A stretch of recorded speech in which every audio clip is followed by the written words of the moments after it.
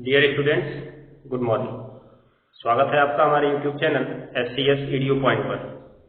आशा करता हूँ कि आप लोग क्लास देखने से पहले कॉपी और पेन और सब्जेक्ट की किताब लेकर अवश्य बैठे होंगे। तो चलिए क्लास शुरू करने से पहले एक जरूरी सूचना देख लेते हैं।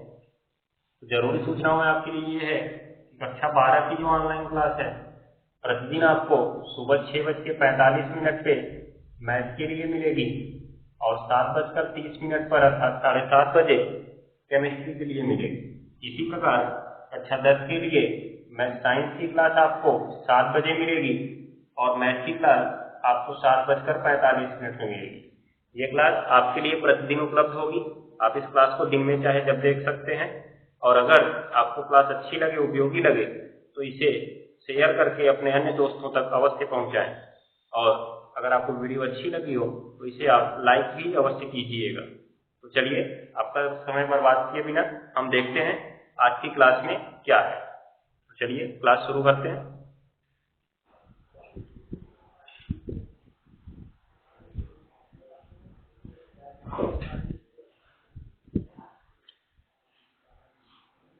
मेंडलीव की आधुनिक आवर्त सारणी के बारे में जानकारी हो गई थी, हमने देखा उसमें 10 क्षैतिज लाइन है जिन्हें 7 आवर्त में बांटा गया था। पहले, दूसरे, तीसरे और 7वें आवर्त में एक एक लाइन था। चौथे, 5वें और 6वें आवर्त में 2-2 लाइन। ठीक है। उसके बाद हमने देखा इन्हें 9 वर्गों में बांटा गया था।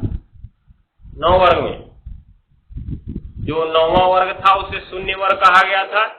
उसमें अक्रिय गैसों को रखा गया था। इनकी संख्या कितनी थी? 6 थी। 18 तो क्या, इनकी संख्या 6 थी। हो गया। उसके बाद 8वें वर्ग और शून्य वर्ग, 8वें वर्ग और शून्य वर्ग को छोड़कर जो शेष 7 बचे हुए थे उनको 2-2 उपवर्गों A और B में बांटा गया था। जैसा हमने एक एग्जाम्पल भी तुमको बताया था कि पहले वर्ग को 2 उपवर्गों में फर्स्ट A और फर्स्ट B में बांटा गया था। इसी प्रकार सेकेंड A और सेकेंड B कहां तक था? 7A और 7B तक था। ठीक है ना, ये प्रकार से था। तो अब आगे क्या करना है हमको, इसके बारे में जानकारी तो पढ़ लिए थे। ये तो केवल आवर्त सारणी के बारे में जानकारी थी, उसमें रखे गए तत्वों के बारे में जानकारी नहीं थी। समझ गए? तो अब हम तत्वों के बारे में जानकारी लेते हैं। तो लिखो आवर्त हेडिंग। क्या लिखे? वो हेडिंग लिखवाए थे। ठीक है, आवर्त सारणी में तत्वों की संख्या। तो लिखो मेंडलीव की आधुनिक आवर्त सारणी में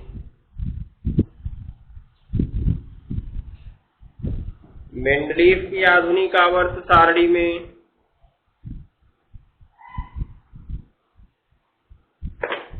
मेंडलीव की आधुनिक आवर्त सारणी में कुल 114 तत्व थे।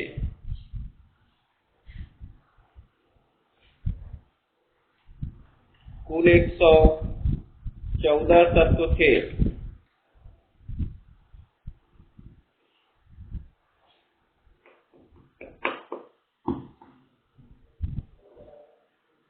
कुल 114 तत्व थे।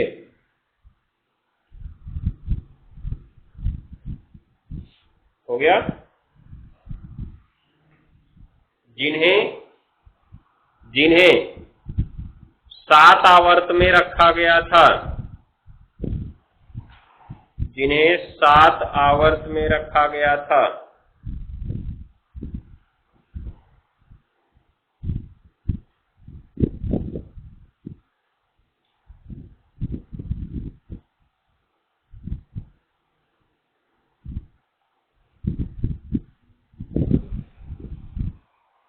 सात आवर्त में रखा गया था।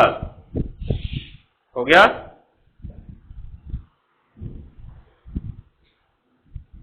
जो निम्न प्रकार हैं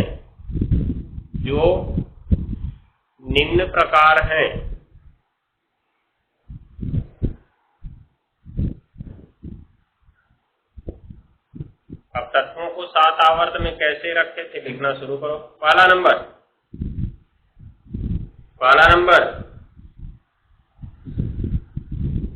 पहले आवर्त में केवल 2 तत्व रखे गए हैं। पहले आवर्त में केवल 2 तत्व रखे गए हैं।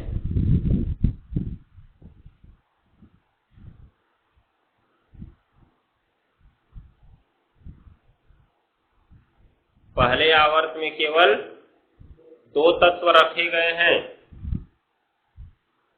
हो गया ना।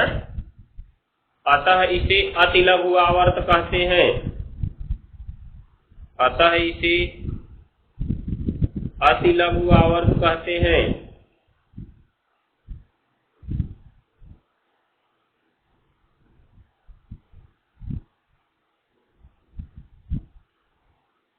अतिलघु आवर्त कहते हैं।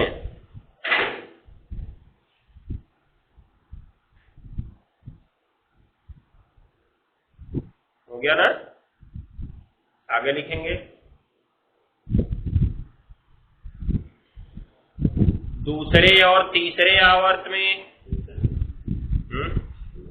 दूसरा नंबर दूसरे और तीसरे आवर्त में 8 तत्व रखे गए हैं।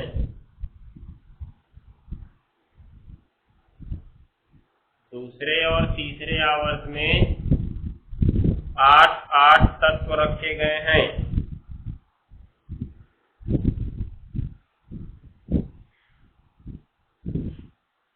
8 तत्व रखे गए हैं जिन्हें यज्ञ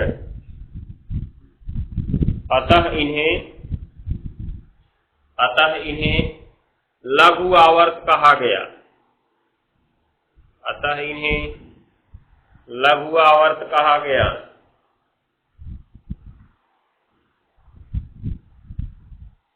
हो गया ना। उसके बाद लिखो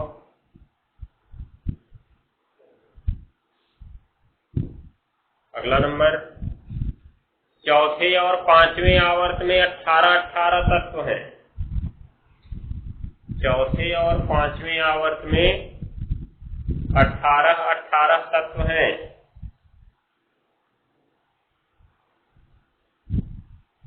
चौथे और पांचवें आवर्त में 18 तत्व हैं।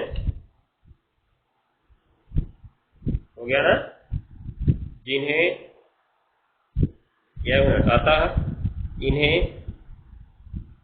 अतः इन्हें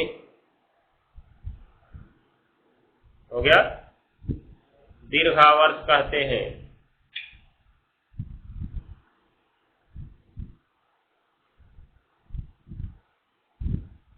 दीर्घावर्त कहते हैं। हो गया ना। आगे लिखो अगला पॉइंट। छठवें आवर्त में 32 तत्व हैं। छठवें आवर्त में 32 तत्व हैं। अतः इसे अति दीर्घ आवर्त कहते हैं। अतः इसे अति दीर्घ आवर्त कहते हैं।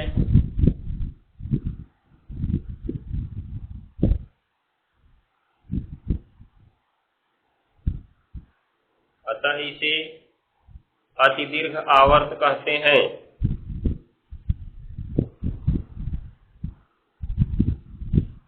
हो गया ना। परंतु इस आवर्त के 14 तत्वों को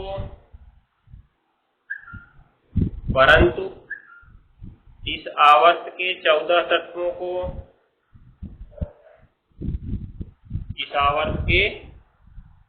तत्वों को एक अलग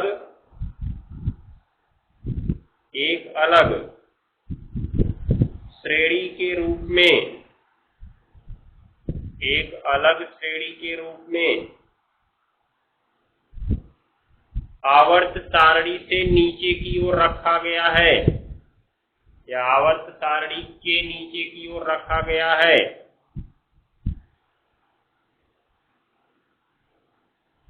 आवर्त सारणी के नीचे की ओर रखा गया है।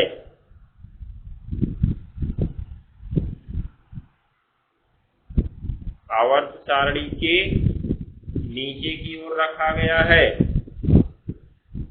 हो गया ना? इसे या जिसे लैंथेनाइड कहते हैं, जिसे लैंथेनाइड कहते हैं, लैंथेनाइड, ये लैंथेनाइड कहते हैं। आगे काली पेन से लिख लेना। क्योंकि इन सब के गुण, क्योंकि इन सब के गुण, क्योंकि इन सब के गुण लैंथेनम से मिलते हैं। लैंथेनम ऐसे लिख लेना, देखो, लैंथेनम परमाणु क्रमांक 57।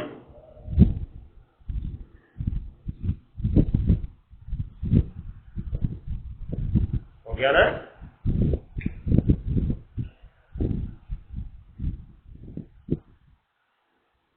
से मिलते हैं। हो गया?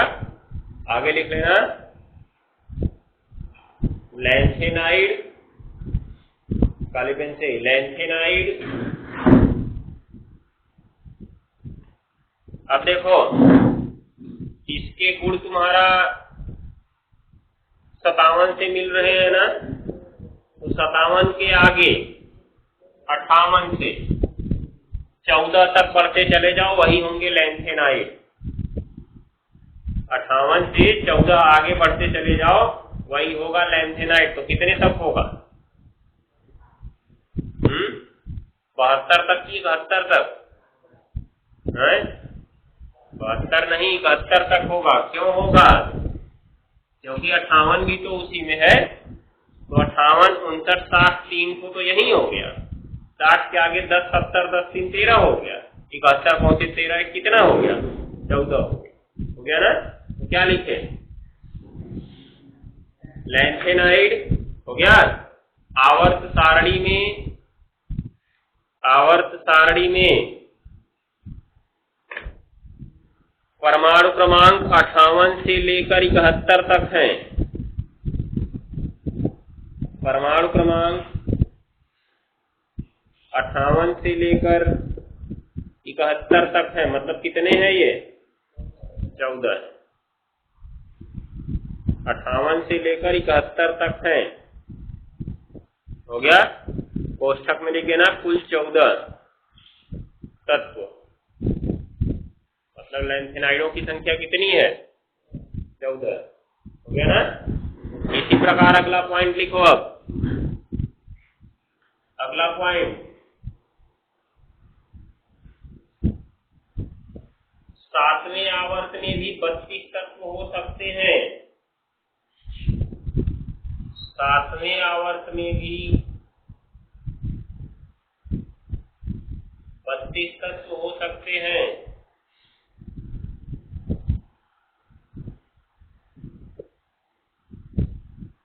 सातवें आवर्त में भी 32 तत्व हो सकते हैं, परंतु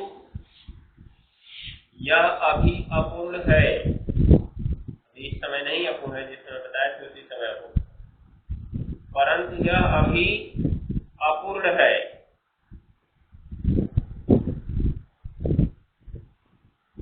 हो गया ना? इसे भी अति दीर्घ आवर्त कहते हैं। इसे भी अति दीर्घ आवर्त कहते हैं।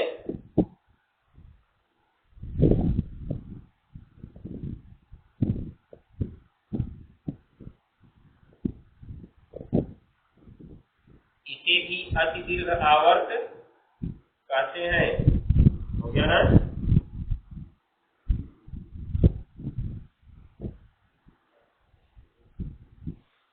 आगे लिखना, परंतु इसमें से भी भी . . . . . . . . . . . . . . . . . . . . . . . . . . . . . . . . . . . . . . . . . . . . . . . . . . . . . . . . . . .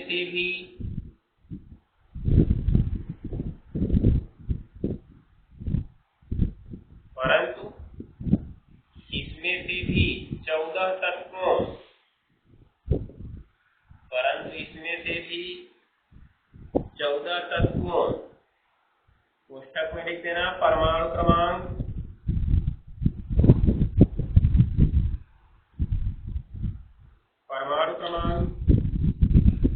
90 से लेकर 103,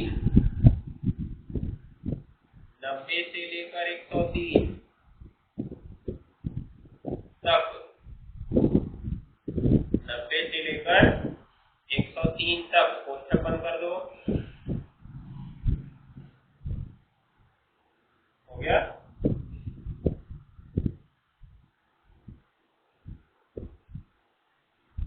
वो आवर्त सारणी से नीचे, वो आवर्त सारणी से नीचे एक अलग श्रेणी के रूप में रखा गया है।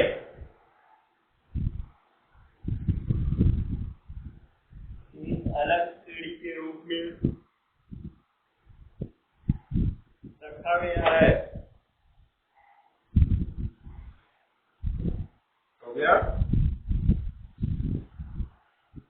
आगे काली पेन से लिखना। इन्हें एक्टिनाइड कहते हैं,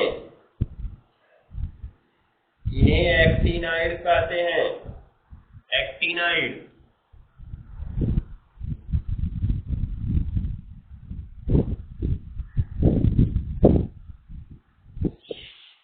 इन्हें एक्टिनाइड कहते हैं।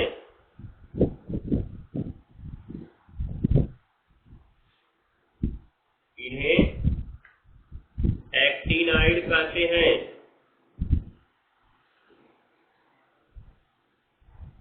हो गया जी?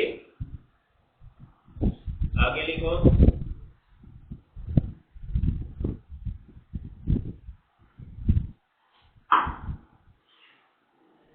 क्या लिखे? इन्हें एक्टिनाइड कहते हैं क्योंकि इनके गुण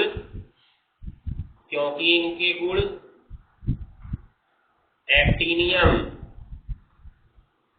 क्योंकि इनके गुण एक्टिनियम,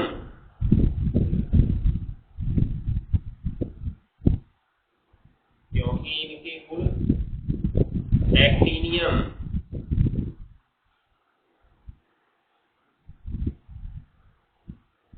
हो गया? एक्टिनियम कोष्ठक में लिख लेना।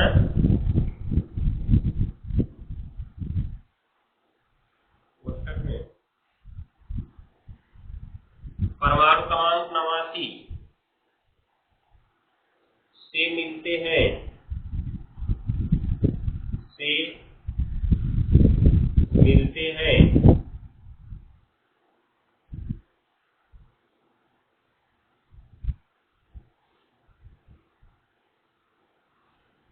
हो गया ना? ये चीज को याद रखना है।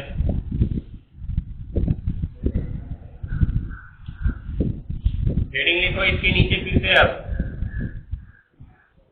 अगर देखो आधुनिक आवर्त सारणी के बारे में जानकारी पूछता है, कल जो लिखवाए थे उसको लिखना है और आज जो तत्वों की संख्या लिखवाए थे उसको लिखना है। ठीक है? अगर विशेषता पूछता है तो अब जो लिखवाने जा रहे हैं उसको लिखना है विशेषता। शुरू करो। हेडिंग मेंडलीव की आधुनिक आवर्त सारणी की विशेषताएं, वेरी इंपॉर्टेंट।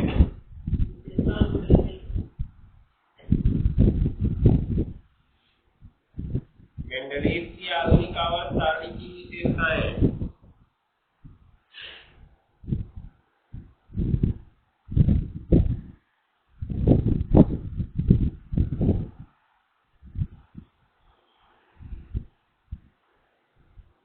मेंडलीव की आधुनिक आवर्त सारणी की विशेषताएं। हो गया?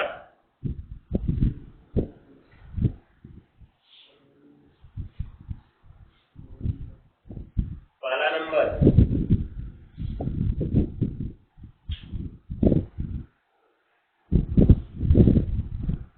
विशेषता में पहला नंबर लिखना। इस आवर्त सारणी में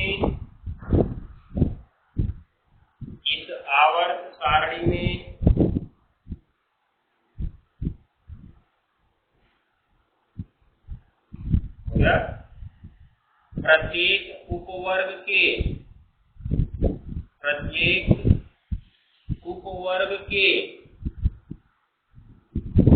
तत्वों के प्रत्येक उपवर्ग के तत्वों के गुण में या गुणों में प्रत्येक उपवर्ग के तत्वों के गुणों में समानता पाई जाती है। प्रत्येक उपवर्ग के तत्वों के गुणों में समानता पाई जाती है। ये तो फिक्स नियम था, क्योंकि अगर ये नहीं होता तो आवर्त सारणी ही नहीं बनती। आवर्त सारणी बनाई तो इसीलिए गई थी कि जिसके गुण एक समान हो उनको एक वर्ग में रखा जाए। ठीक है, तो अब इस चीज को ध्यान दो, इन्होंने एक ही वर्ग को दो उपवर्ग में बांटा। मतलब इनकी पता नहीं कौन सी मूर्खता थी, एक ही वर्ग को इन्होंने दो उपवर्गों में बांटा और फिर भी कहा कि इसका गुण इससे अलग हो जाएगा। अरे गधे थे, जब पता था गुण अलग है तो पहले से अलग कर दिए थे। तो आधुनिक आवर्त सारणी हमको अलग से पढ़नी नहीं पड़ती, एक दीर्घाकार वाली जो आज हम पढ़ रहे हैं। अगर पहले इसको अलग कर दिए होते तो हमको पढ़ना नहीं पड़ता उसको। ठीक है, जब पता था कि गुण अलग अलग है तो बांट दिए होते अलग अलग। कौन सी परेशानी थी, जैसे 9 पे पढ़े वैसे 18 पे पढ़ते हो जाएगा। अब देखो हुआ क्या, इन्होंने कहा कि जो एक उपवर्ग में आने वाले तत्व हैं इनके गुणों में समानता पाई जाएगी और एक उपवर्ग का तत्व अपने दूसरे उपवर्ग वाले तत्व से भिन्न गुण प्रदर्शित कर सकता है। इन्होंने कहा कर सकता है, जरूरी नहीं कि करेगा, कुछ समानता पाई जाएगी। ठीक है, ये चीज को याद रखना है। तो लिखेंगे इसमें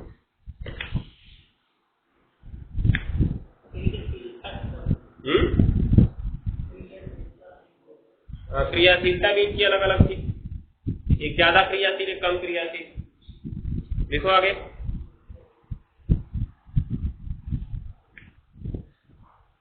क्या लिखे, पाई जाती है, हो गया ना। जैसे जैसे नहीं, उसी में जैसे उपवर्ग ए के तत्वों के गुण उपवर्ग ए के तत्वों के गुण आपस में समान होंगे, आपस में समान होंगे।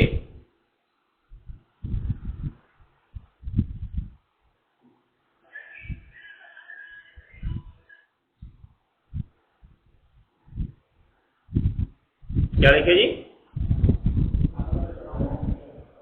आपस में समान होंगे। अगला पॉइंट, अगला पॉइंट, किसी वर्ग के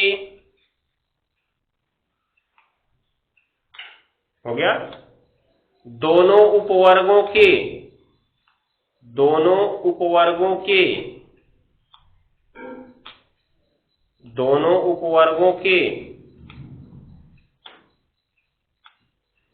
हो गया तत्वों के गुण अलग अलग हो सकते हैं। दोनों उपवर्गों के तत्वों के गुण अलग अलग हो सकते हैं।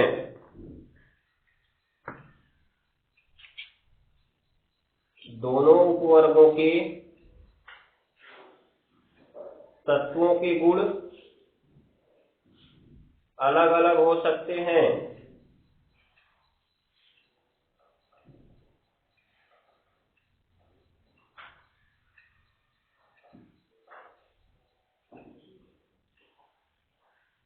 हो गया ना।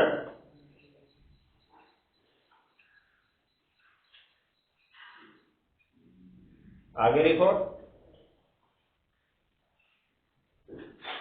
अगला पॉइंट, ये चीज को ध्यान में रखना है। ये तो हम देख ही लिए कि पहला उपवर्ग का गुण दूसरे उपवर्ग से अलग हो सकता है, लेकिन अगर एक उपवर्ग का है तो उसके गुण में क्या पाई जाएगी, समानता पाई जाएगी। ऐसा किसने बताया, मोजले ने बताया था, मेंडलीफ ने नहीं, मोजले, क्योंकि मेंडलीफ खत्म हो चुके थे। आगे लिखो, नाम मेंडलीफ है बस।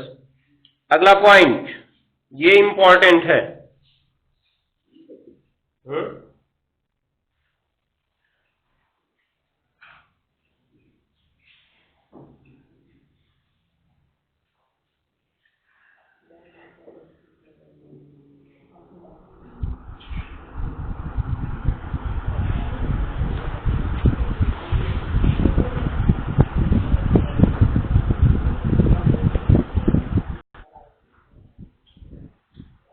हो गया जी, ये वाला पॉइंट लिखो। अब ये पॉइंट कहता है, देखो, किसी वर्ग में उपस्थित तत्वों, या एक मिनट ऐसे लिखना, किसी तत्व की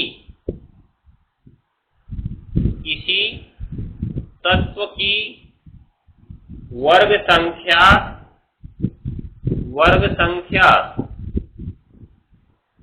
किसी तत्व की वर्ग संख्या, हो गया, उन तत्वों की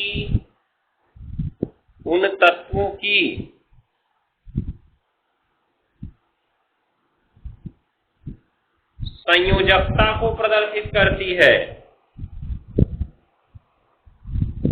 किसी तत्व की वर्ग संख्या उन तत्वों की संयोजकता को प्रदर्शित करती है।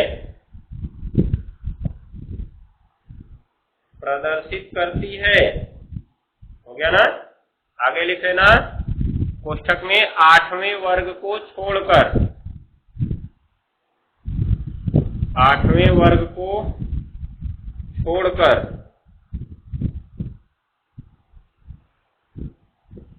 हो गया, जैसे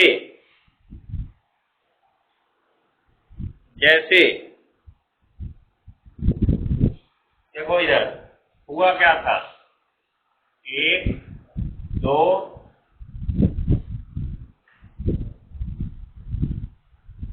3 4 5 6 7 वर्ग है ना, और लास्ट में कौन सा वर्ग है? शून्य वर्ग। तो प्रथम वर्ग की तत्वों की संयोजकता, बात नहीं, एक है ना तो एक हो जाएगा, बना लेना सीख नहीं रहा तुम लोग को, आप बंद कियो, इतना बड़ा वाला खत्म वो नहीं दिख रहा है। द्वितीय वर्ग के तत्वों की संयोजकता बराबर 2, तृतीय वर्ग के तत्वों की संयोजकता बराबर 3, चतुर्थ वर्ग के तत्वों की संयोजकता बराबर 4। अब पंचम वर्ग का देखना, 4 से आगे नहीं बढ़ेगी संयोजकता, ठीक है? क्या हो जाएगा? ये 8 में से घटेगा 5, ये 5 है ना, घटेगा तो कितना बचेगा? 3 बचेगा। उसके बाद इसका कितना होगा जी? 8 में से कितना घटेगा? 6 घटेगा, कितना हो जाएगा? 2। इसका क्या होगा?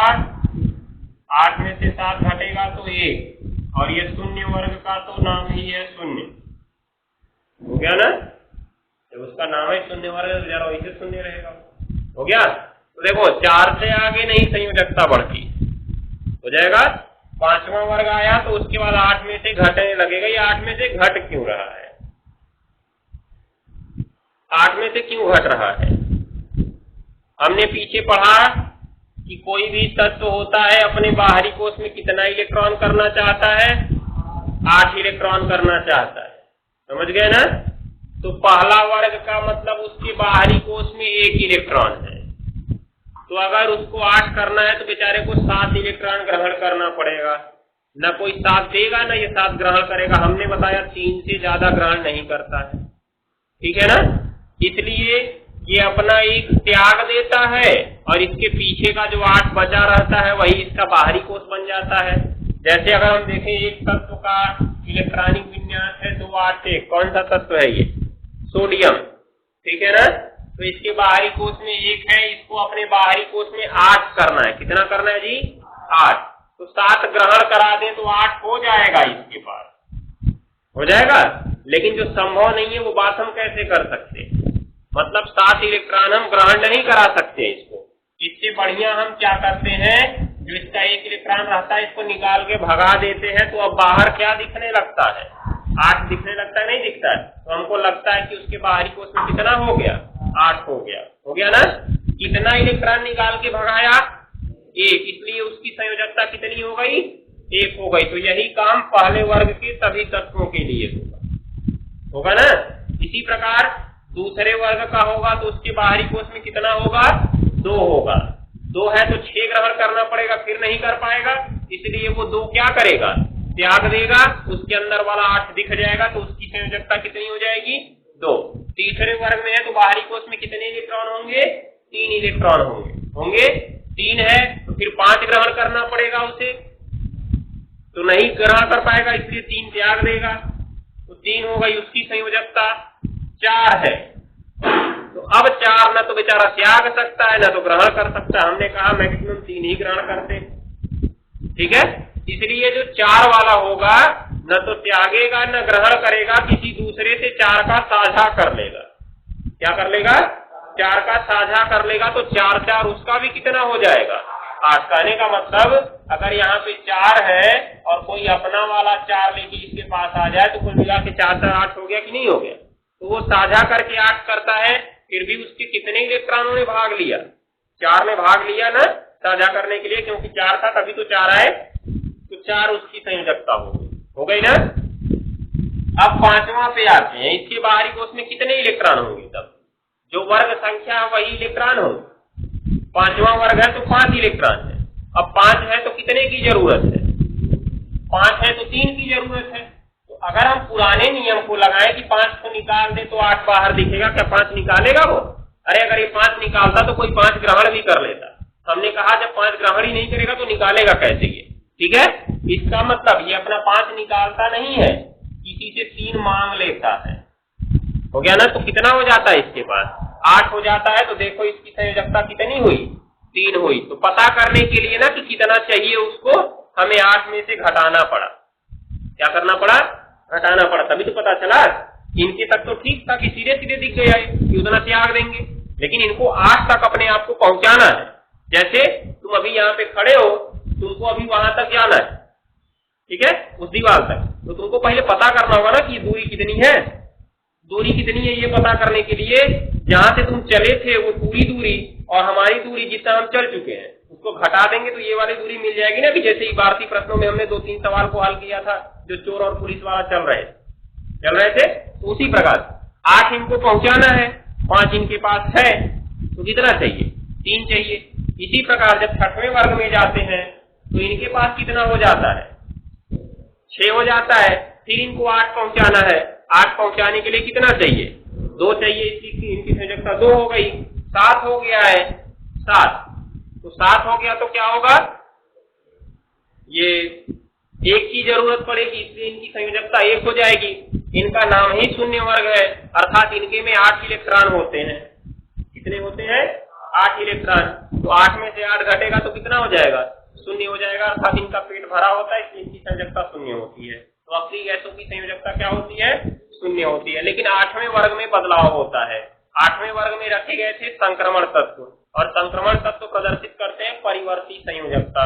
कौन सी संयोजकता, परिवर्ती संयोजकता। तो इसमें हम लोग लिख सकते हैं इनको फटाफट, क्रम से इनको याद कर लेना। अब लाइन से पढ़ो तो देखो क्या दिखा तुमको, दिखा 1 2 3 4 5 6 7, 7 वर्ग तक दिखा ना, और 1 2 3 4 3 2 1 दिखा, मतलब 1 से लेके 7 तक लिख लो, और इसको 1 2 3 4 3 2 1 लिख लो, क्योंकि 4 से ज्यादा तो जाएगा नहीं। तो 1 2 3 4 3 2 1 लिख लो, सबकी संयोजकता क्रम से याद हो गई ना। तो अगर हम तुमसे पूछे, सवाल यहां से पूछ सकते हैं तुमसे, यदि मैग्नीशियम दूसरे वर्ग में उपस्थित है तो उसकी संयोजकता क्या हो, 2।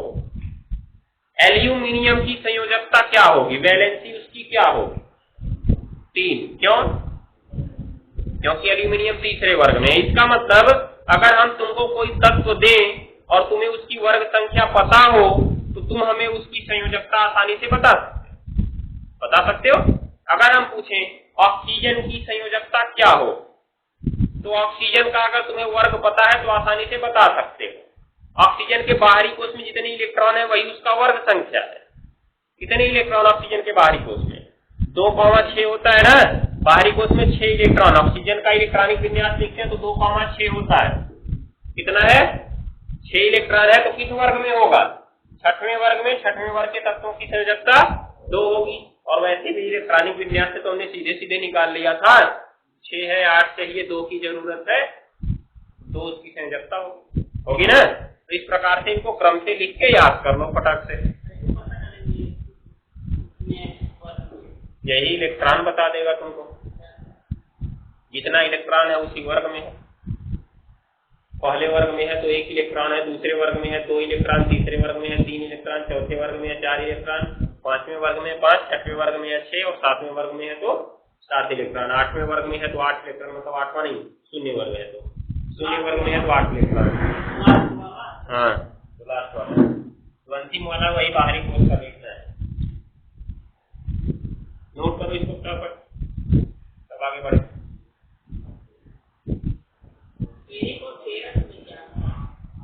अब नीचे लिखो, कितने जा रहे हैं, नीचे लिखो।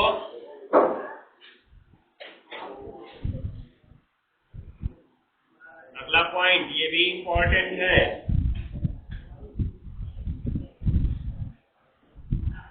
ये भी इंपॉर्टेंट है, लिखो।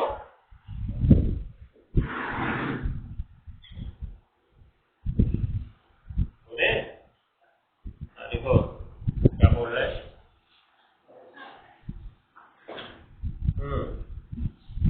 किसी तत्व की आवर्त संख्या,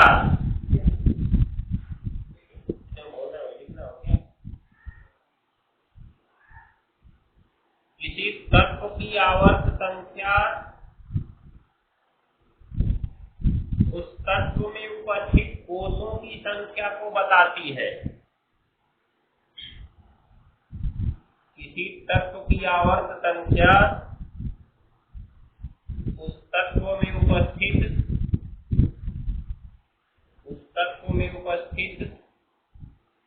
कोषों की संख्या को बताती है। किसी तत्व की आवर्त संख्या उस तत्व में उपस्थित कोषों की संख्या को बताती है।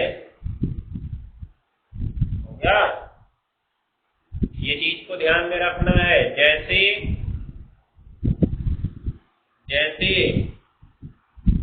यदि कोई तत्व तीसरे आवर्त में उपस्थित है, यदि कोई तत्व तीसरे आवर्त में उपस्थित है तो